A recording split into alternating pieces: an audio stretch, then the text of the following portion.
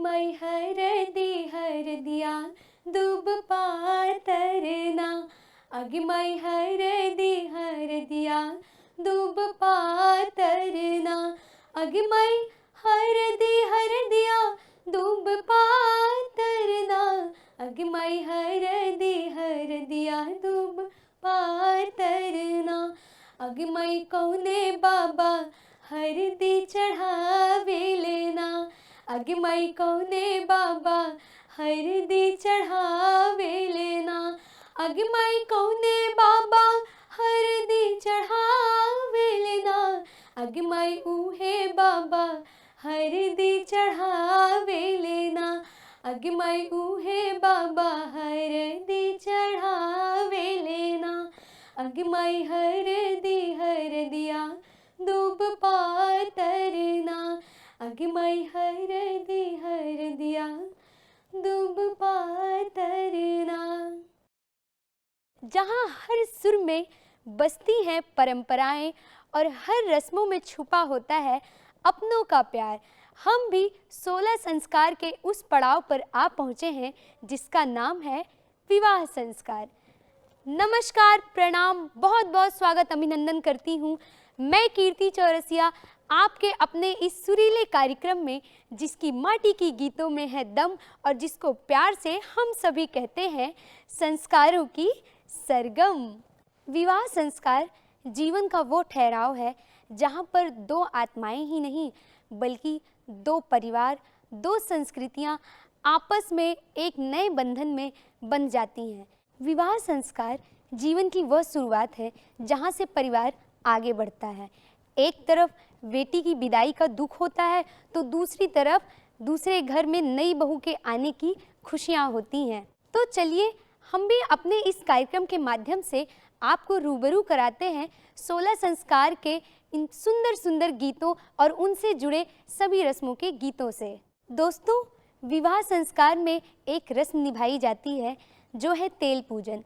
तेल पूजन विवाह से पहले होने वाली रस्म जैसे हल्दी का ही हिस्सा है जिसमें सभी करीबी रिश्तेदार शामिल होते हैं। ऐसा माना जाता है कि तेल पूजन से दूल्हा दुल्हन का शरीर पवित्र होता है और उनकी आने वाली जीवन की सभी खुशियों के लिए आशीर्वाद मिलता है।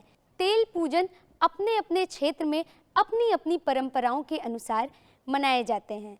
दोस्तों, कहीं पर तेल पूजन 7 सुहागनियों को तेल और सिंदूर लगाकर मनाया जाता है तो कहीं पर 7 कन्याओं को टीका करके, तो कहीं कहीं पर इन दोनों को ही मिला जुला कर यह रस्म निभाई जाती है।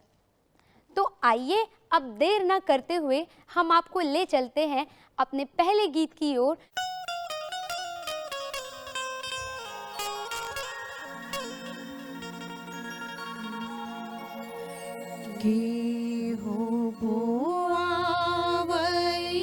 लाली सरसोईया केहू पेरावे कड़ुआ तेल हो, केहू बोआवई लाली सरसोईया केहू पेरावे कड़ुआ तेल हो, के करे कहिया से मंगिया सवारो, के करेन सिनुर दिया हो, के करे कहिया से मंगिया सवारो, के करेन सिनुर दिया।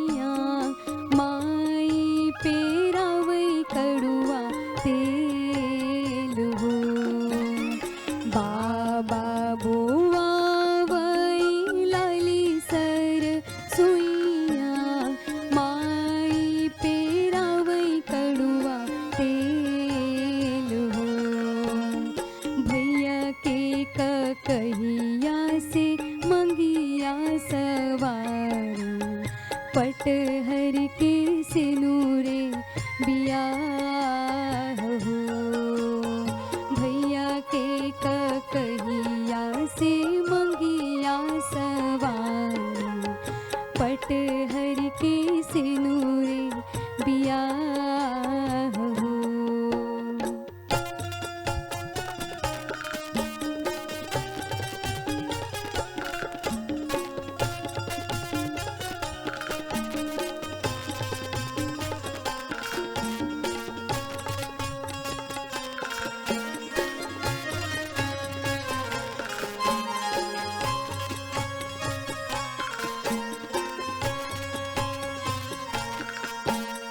के हो बोवावई लाली सरसोईया, के हो पेरावई कड़ुआ तेल हो, के हो बोवावई लाली सरसोईया, के हो पेरावई कड़ुआ तेल हो, के करे के कहिया से मंगिया सवारो, के करनी से नूरे बिया हो के करे का कहिया से मंगिया सवारो, के करनी से नूरे बिया हो।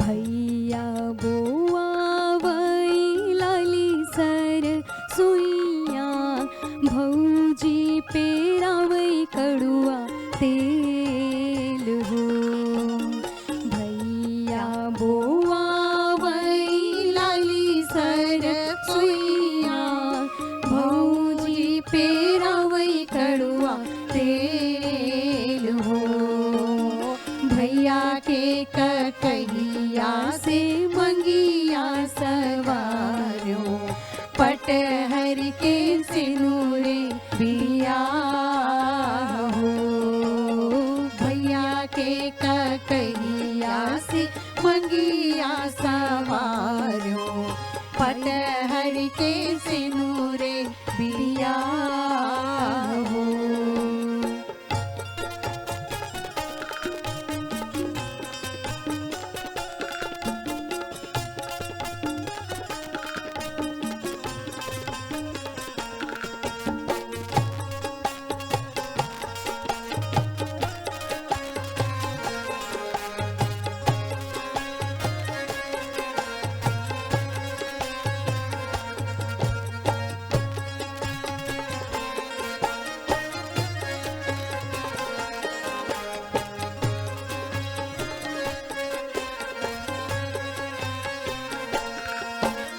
के हो बोवावई लाली सरसोईया, के हो पेरावई कड़ुआ तेल हो, के हो बोवावई लाली सरसोईया, के हो पेरावई कड़ुआ तेल हो, के करे से नूरवा से मंगिया सवारो, के कर होला बिया हो, के करे से नूरवा से मंगिया सवारो, के कर होला बिया हो।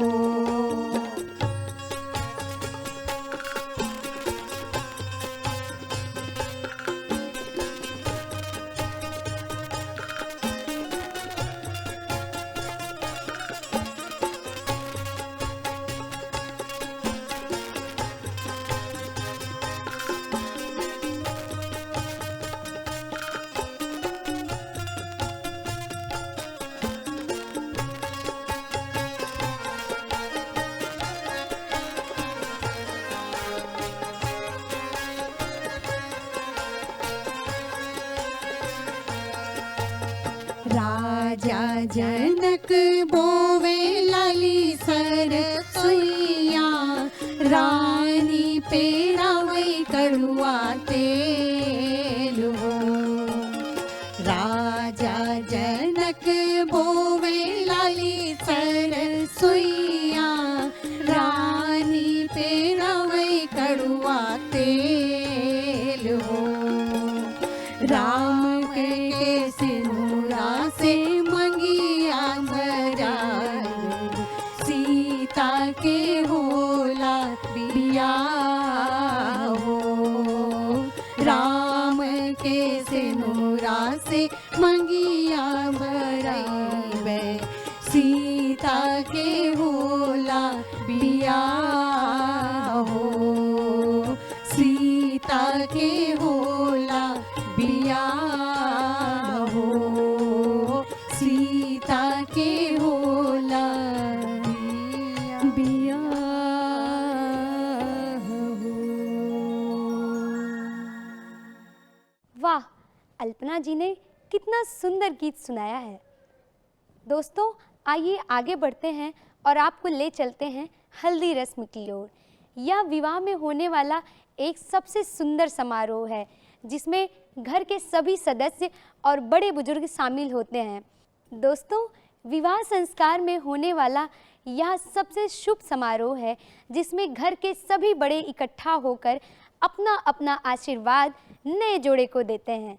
आगे बढ़ते हैं और आपको बताते हैं कि इसमें बहुत ही सुंदर सुंदर गीत गौनई होती है। हल्दी का रस्म विवाह से पहले दूल्हा दुल्हन के घर पे 1 या 2 दिन पहले आयोजित किया जाता है, जिसमें हल्दी, तेल और पानी का मिश्रण दूल्हा दुल्हन के शरीर पर लगाया जाता है।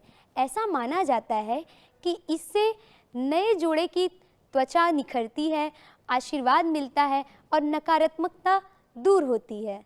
तो आइए दोस्तों, आनंद लेते हैं अपने इस अगले गीत का, जो लेकर आ रही हैं प्रतिमा मिश्रा। बहुत ही सुंदर सा गीत।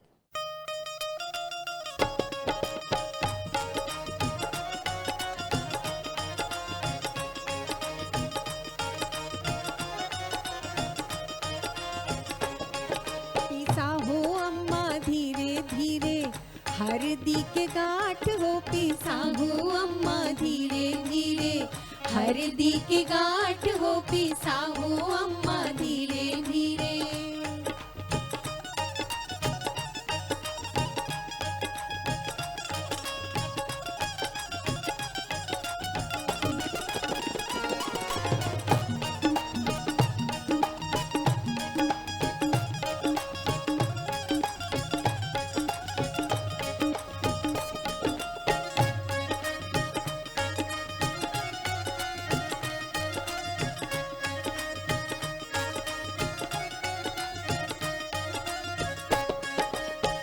पहली हरदिया अम्मा पंडित जी चढ़ई है।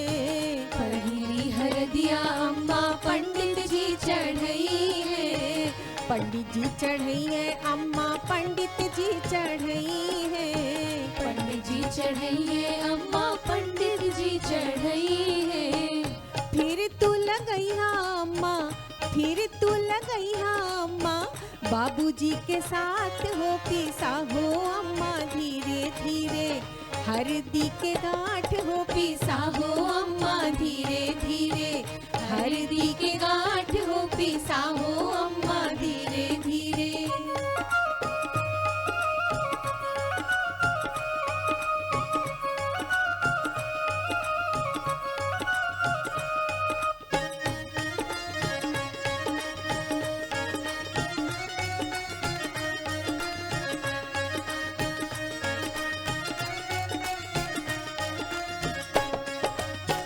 दूसरी हरदिया चाची चाचा जी चढ़ई है। दूसरी हरदिया चाची चाचा जी चढ़ई है। फिर तू लगई हा चाची, फिर तू लगई हा भाभी, भैया जी के साथ हो। पिसा हो अम्मा धीरे धीरे, हरदी के गांठ हो। पिसा हो अम्मा धीरे धीरे, हरदी के गांठ हो। पिसा हो अम्मा धीरे धीरे।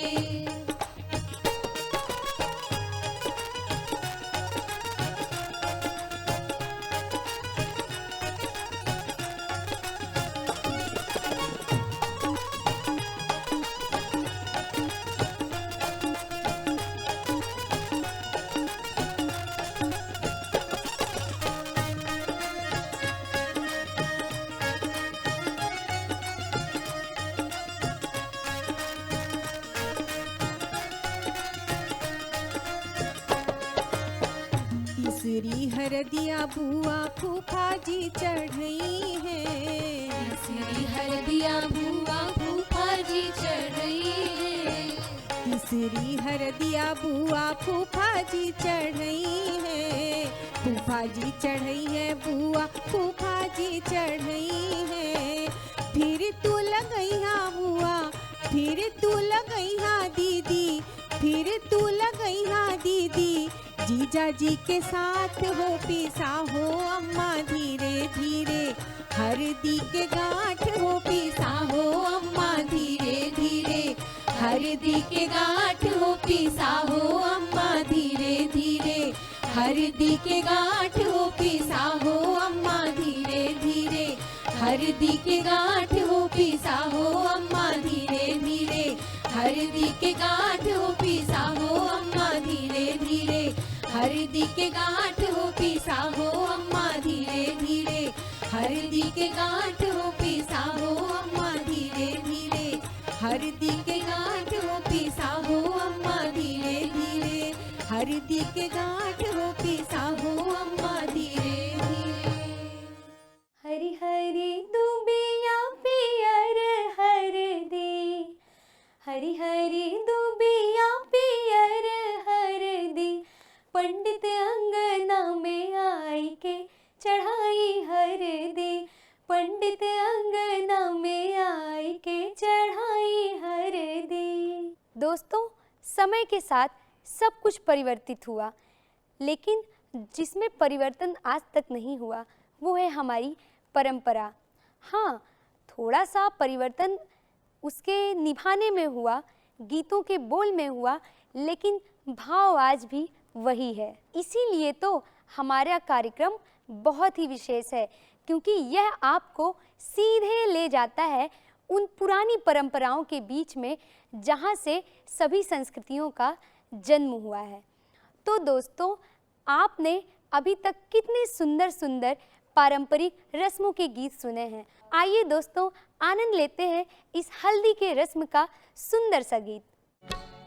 सोने की कटोरिया में कांच हरदिया, नौवा माड़वाली हले ठार। सोने की कटोरिया में कांच हरदिया, नौवा माड़वाली हले ठार।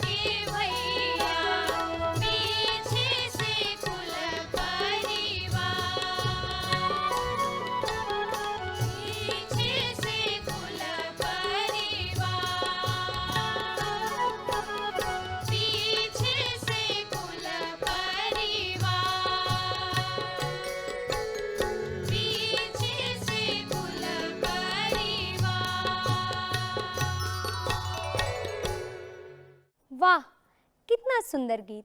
मैंने कहा था ना कि हमारे गीत आपको उन पुरानी परंपराओं से ज़रूर रूबरू कराएंगे। मुझे आशा है कि आप घर बैठे अपने उन पुराने दिनों को याद कर रहे होंगे और अपने अपने हल्दी रस्म में पहुंच गए होंगे। दोस्तों, हमारे यहाँ यह परंपरा हमेशा से ही चली आ रही है कि दूल्हा दुल्हन को सबसे पहले हल्दी 5 कन्याएं लगाएंगी।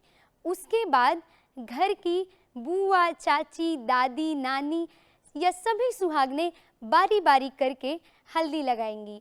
कितना सुंदर लगता है यह सब परंपराएं देखने में। हंसी ठिठोली के साथ और नोक झोंक के साथ यह सभी रस्में बड़ी ही सुंदर तरीके से निभाई जाती हैं। इसीलिए तो हमारे 16 संस्कार इतने पवित्र और इतने सुंदर होते हैं। तो आइए दोस्तों, मैं भी एक थोड़ा सा गीत आपको सुना ही देती हूँ। हरी हरी दुबिया जुरी भर चाउर रघु नंदन हरी, हरी हरी दुबिया जुरी भर चाउर रघु नंदन हरी, चूमे चलेली अम्मा सुहागन रघु नंदन हरी, चूमे चलेली चाची सुहागन रघु नंदन हरी। देखा भैया, अबे हमार हिया गाय के बढ़िया से मन नाय भरा है। अब हम चली थे हुआ अपने रिदम के साथ। तो तू सब हमरे गीत के अब आनंद लिया।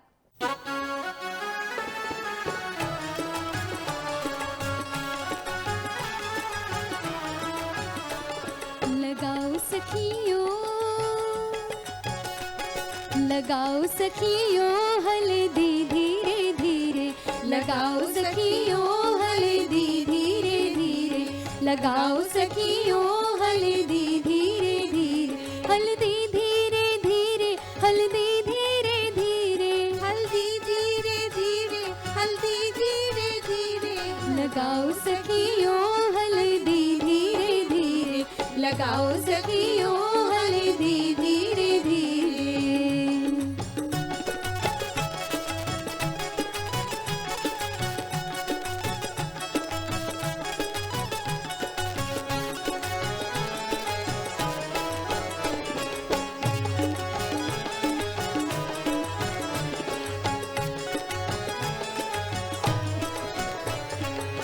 सोने के कटोरी में हल्दी पिसाओ, सोने की कटोरी में हल्दी पिसाओ, गोरी गोरी बन्नी का तन महकाओ, गोरी गोरी बन्नी का तन महकाओ, सोने के कटोरी में हल्दी पिसाओ, गोरी गोरी बन्नी का तन महकाओ, निखारो मेरी बन्नी का रंग धीरे धीरे, निखारो मेरी बन्नी का रंग धीरे धीरे, लगाओ सखियों हल्दी धीरे धीरे, लगाओ सखियों हल्दी धीरे धीरे।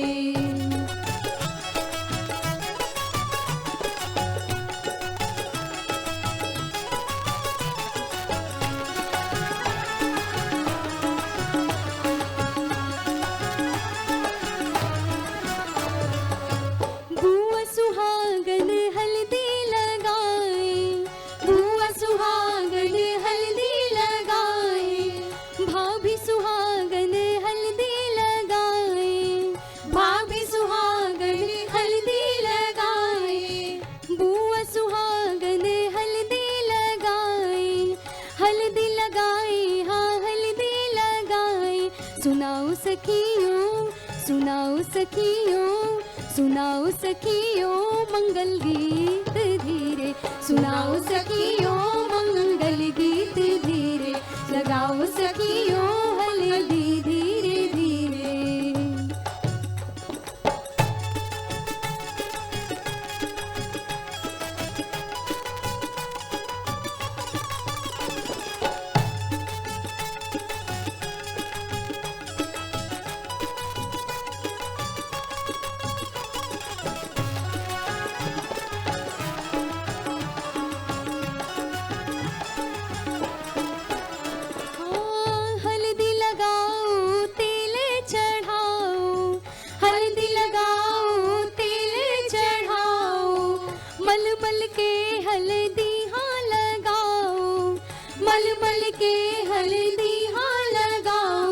शर्मिली बन्नी मुस्काए धीरे धीरे, शर्मिली बन्नी मुस्काए धीरे धीरे, लगाओ सखियों हल्दी धीरे धीरे, लगाओ सखियों हल्दी धीरे धीरे।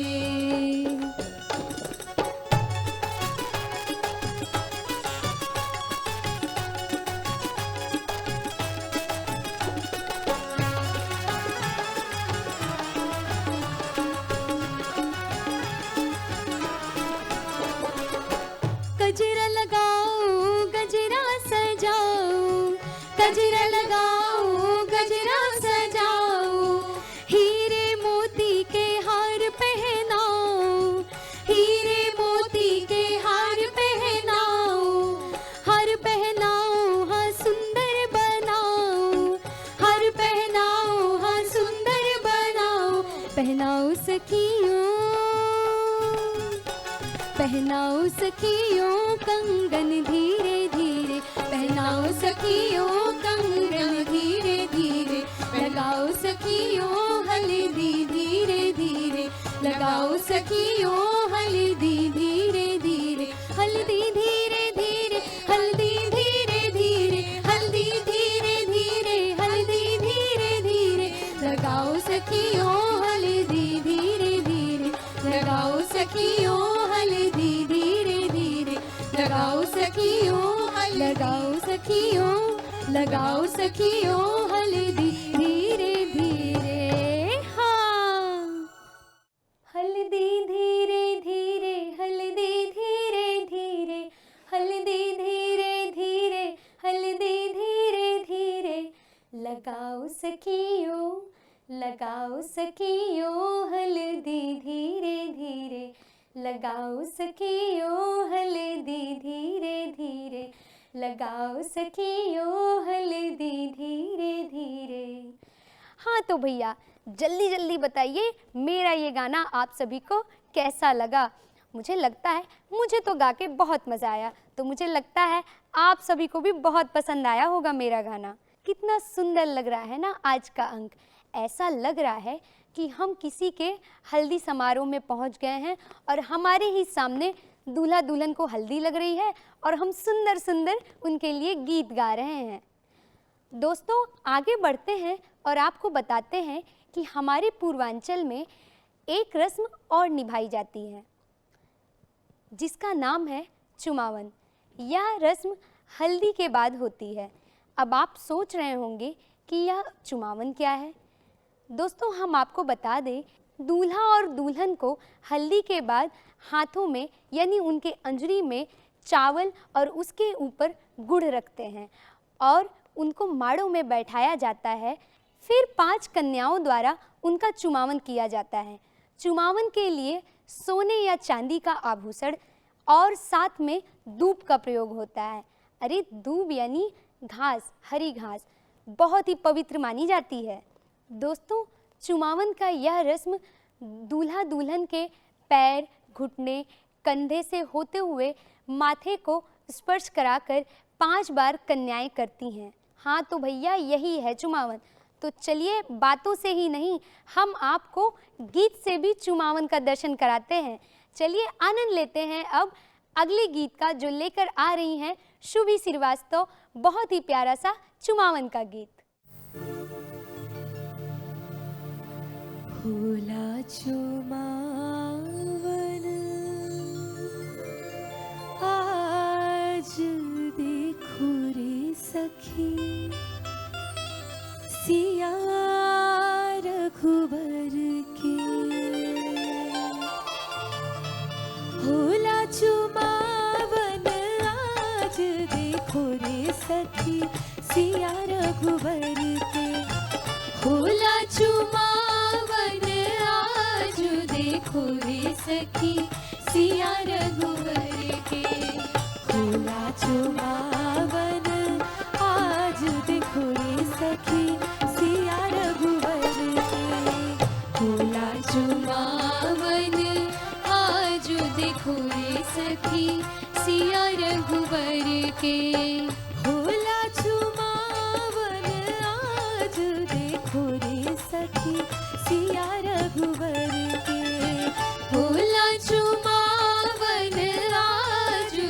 देखो रे सखी सिया रघुवर के।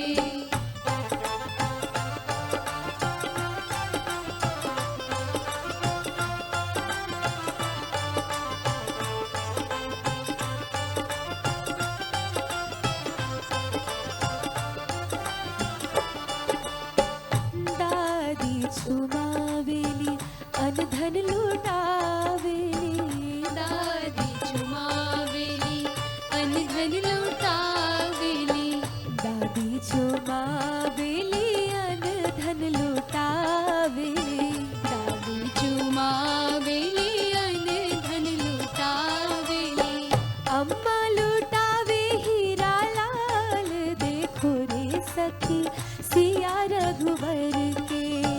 अम्मा लुटावे हीरा लाल देखो रे सखी सिया रघुवर के। होला चुमावन आज देखो रे सखी सिया रघुवर के। होला चुमावन आज देखो रे सखी सिया रघुवर के।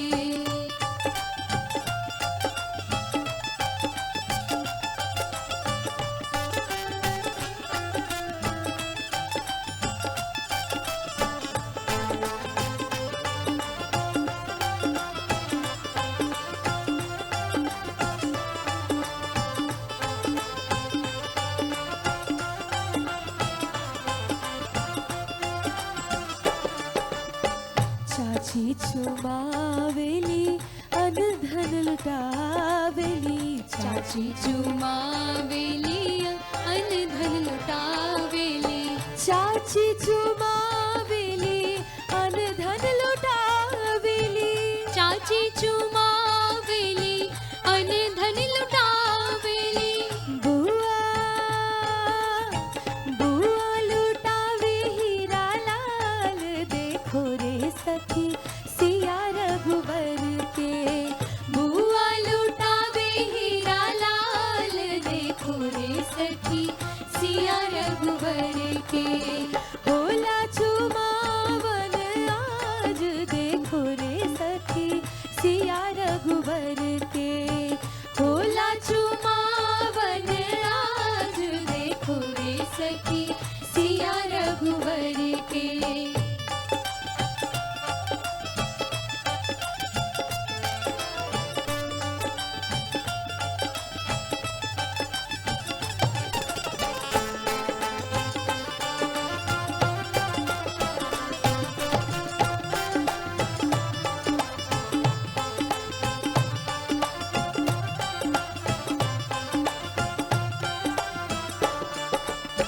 भाभी चुमावेली अनधन लुटावेली, भाभी चुमावेली अनधन लुटावेली, भाभी चुमावेली अनधन लुटावेली, भाभी चुमावेली अनधन लुटावेली, दीदी चुमावे हीरा लाल देखो रे सखी सिया रघुवर के।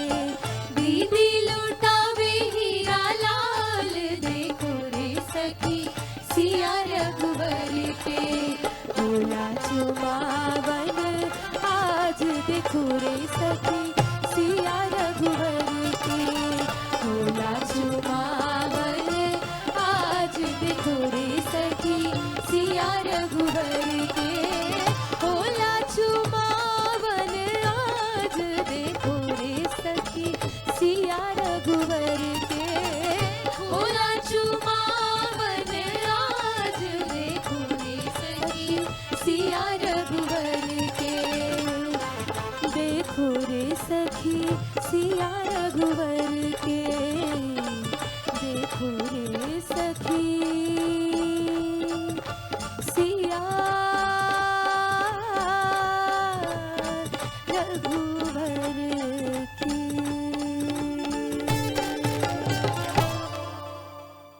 वाह, सुभी ने कितना बढ़िया चुमावन का गीत सुनाया। तो अब तो आपको पता चली गया होगा कि चुमावन क्या होता है और हमारी परंपरा में चुमावन के कितने बढ़िया बढ़िया गीत हैं। चुमावन की रस्म में जहाँ माँ की ममता, बुआ का प्यार, दादी नानी का स्नेह एक साथ झलकता है। घर के जब बड़े बूढ़े अपने लाडले और लाडली को स्पर्श कर कर आशीर्वाद देते हैं तो मानो कि वह अपने पूरे जीवन की दुआएं उन पर न्यौछावर कर रहे हों। दोस्तों, आइए आगे बढ़ते हैं और आपको ले चलते हैं अपने अगले गीत की ओर जो इसी से संबंधित है। तो आइए आनंद लेते हैं अपने अगले गीत का।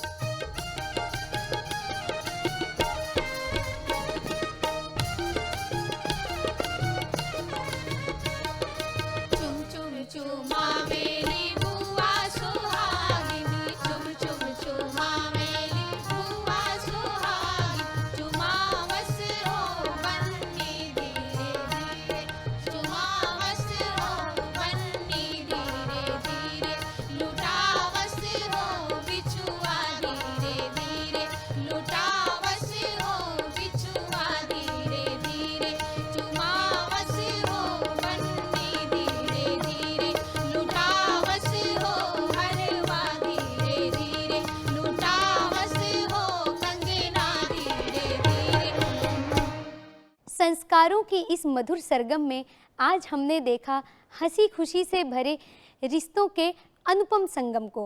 हल्दी की खुशबू से लेकर माड़ों की पवित्रता और चुमावन के स्नेहिल स्पर्श ने एकदम ही मानो दिल को छू लिया। दोस्तों, विवाह केवल दो लोगों का मिलन नहीं है, बल्कि दो परिवार और दो संस्कृतियों के मिलन का यह अनुपम संगम है। इसी उम्मीद के साथ हम विवाह संस्कार की इस सुंदर यात्रा को यादगार बनाते रहेंगे और अपने इस कार्यक्रम के माध्यम से सुंदर सुंदर गीत आप तक पहुंचाते रहेंगे।